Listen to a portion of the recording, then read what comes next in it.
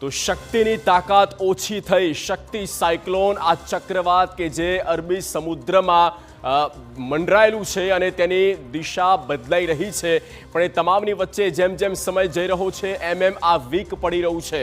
દક્ષિણ તરફ આગળ વધતું વાવાઝોડું અને તેની જે તીવ્રતા છે તેમાં ઘટાડો થયો છે, એટલે એક રીતે રાહતની બાબત ચોક્કસ કહી શકાય ગુજરાત માટે। અને ગુજરાતમાં વરસાદની શક્યતાઓ એટલે કે તેની અસર જે છે તે ચોક્કસ અત્યારે દેખાઈ રહી છે।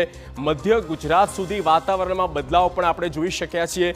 સૌરાષ્ટ્રમાં વરસી શકે છે વરસાદ અને સૌરાષ્ટ્રમાં અત્યારથી જ વરસાદની પણ ક્યાં કોઈ ઠેકાણે શરૂઆત થઈ ગઈ છે। દક્ષિણ ગુજરાતમાં પણ વરસાદની આગાહી છે અને આ સાથે આવનારા 24 કલાક આ જ પ્રકારે વરસાદી વાતાવરણ બની રહેશે તેવું પણ અનુમાન લગાવવામાં આવ્યું છે। શક્તિ વાવાઝોડું હાલ તો નબળું પડ્યું છે અને દક્ષિણ ગુજરાતની સાથે સૌરાષ્ટ્રનો જે દરિયાકાંઠો છે અને તેમાં જે 5 થી 6 જિલ્લા તેને આવરી લઈએ તો એ તમામ જિલ્લામાં ખાસ તો પોરબંદર હોય, દેવભૂમિ દ્વારકા હોય, અમરેલી હોય, ભાવનગર હોય કે પછી અન્ય જિલ્લા કેમ ના હોય, એટલે કે આ તમામ 4-5 જિલ્લા જે છે ત્યાં અસર તેની થઈ શકે છે। પણ ચોક્કસ એ વાત કન્ફર્મ થઈ છે કે આ શક્તિ વાવાઝોડું જે તેની તીવ્રતા હતી, જે તેનો ફોર્સ હતો, એમાં વીકનેસ આવી છે, એટલે કે આ વાવાઝોડું નબળું પડ્યું છે। તેની ગતિમાં પણ ઘણો ઘટાડો આવ્યો છે અને 500 થી 700 કિલોમીટરનો પણ ડિસ્ટન્સ અત્યારે દેખાઈ રહ્યો છે ગુજરાતથી માની લો આ વાવાઝોડા સુધીનો। તો ગુજરાત તરફ આ વાવાઝોડું આવી રહ્યું છે, આ વાતમાં પણ એ તથ્ય છે કે ગુજરાત તરફ તેનું જે આઈ છે એટલે કે તેનું જે ઉપરનો જે ભાગ હોય છે તે એ તરફ ફંટાયો છે, એ તરફ વળ્યો ચોક્કસ છે અને ગુજરાત તરફ આ વાવાઝોડું આવી રહ્યું છે। આપને આ ઇમેજ પણ અમે આપને બતાવી રહ્યા છે।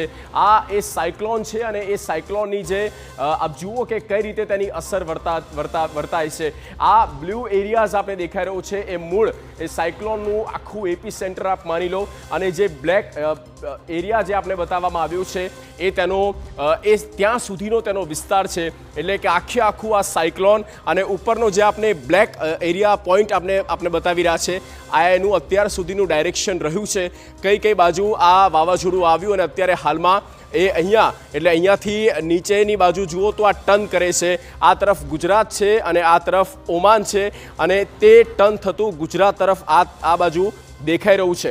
એટલે કે શક્યતા એવી છે કે આ તરફ આવી તો રહ્યું છે પણ વાવાઝોડાની જે ઇન્ટેન્સિટી હતી, જે તેની ફોર્સ હતી એ ઘટી ચોક્કસ ગઈ છે અને તેના કારણે સીધી અસર જે છે જે થવાની હોવી જોઈએ વાવાઝોડાના કારણે એ નથી થતી। એ એક રાહતની બાબત કહી શકાય। પણ 7 ઓક્ટોબરથી આ વરસાદનું જોર વધશે તેવી પણ આગાહી આપવામાં આવી છે અને મધ્ય ગુજરાતમાં તો અત્યારથી એ બદલાવ આપણે વાતાવરણમાં જોઈ શકીએ છીએ।